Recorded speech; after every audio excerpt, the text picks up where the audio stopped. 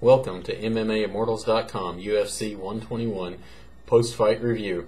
3 fights on the docket. First of all, Matt Hamill versus Tito Ortiz. This fight went exactly as I had anticipated, as Tito Ortiz came out strong in the first round.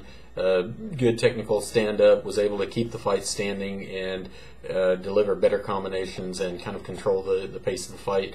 Rounds 2 and 3, however, went to Matt Hamill decisively, as he was able to get the takedown, establish ground and pound, inflict some serious damage, and decisively win rounds 2 and 3 on all 3 judges' scorecards. So no surprises in that fight whatsoever.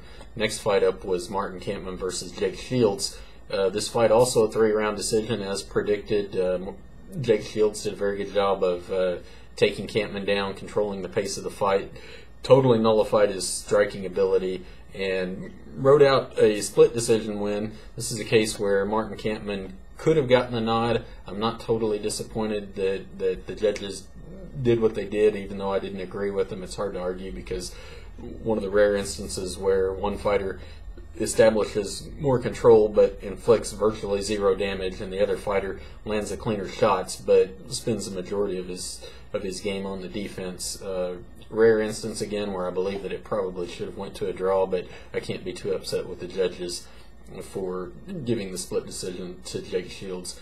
It does give you a hint, though, of what to expect whenever Jake Shields gets to fight either Josh Koscheck or George St. Pierre. Chances are he's going to be outmatched, if for no other reason than his cardio seemed to be kind of weak in this fight. So I don't look for him to pose a very big threat to Josh Koscheck or George St. Pierre or John Fitch, for that matter, depending on which scenario he ends up finding himself in. The last fight of the night, of course, Brock Lesnar versus Cain Velasquez. This was a very exciting fight. Although I did believe that Velasquez would win, I did not anticipate that he would be able to take it in the first round the way that he did. He was very dominant, very composed, and was able to withstand that early onslaught that we talked about in the pre-fight analysis.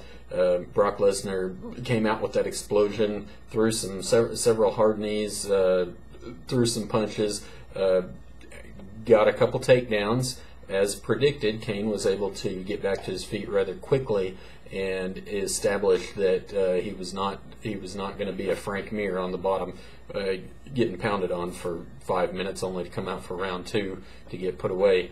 Absolutely nothing surprising about Cain Velasquez being able to nullify Lesnar's wrestling.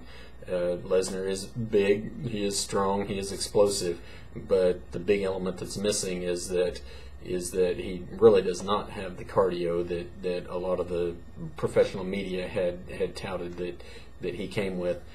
And we saw the evidence of this whenever he fought Randy Couture, and also when he fought Shane Carr. When I saw a little bit of it, it seemed very taxing to him to have to go into round 2.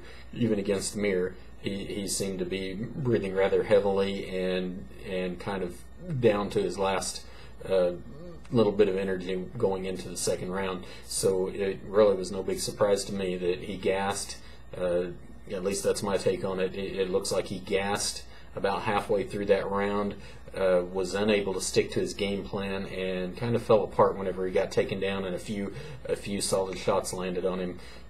All the props in the world go to Cain Velasquez for sticking to his game plan. He brought the 3 things that all in one package that Lesnar had not had to face yet, and that was youth, wrestling, and good technical striking. So Cain is actually, in my opinion, one of the most complete mixed martial artists in the game. Very well rounded in all aspects. You might talk about his submissions a little bit, but as a dominant wrestler as he is, he's probably not going to have to contend too much with submission specialists in the future. Even if it is somebody of Frank Mir's caliber, his wrestling is good enough to nullify just about any submission game. So congratulations to the winners, and we look forward to seeing you next time.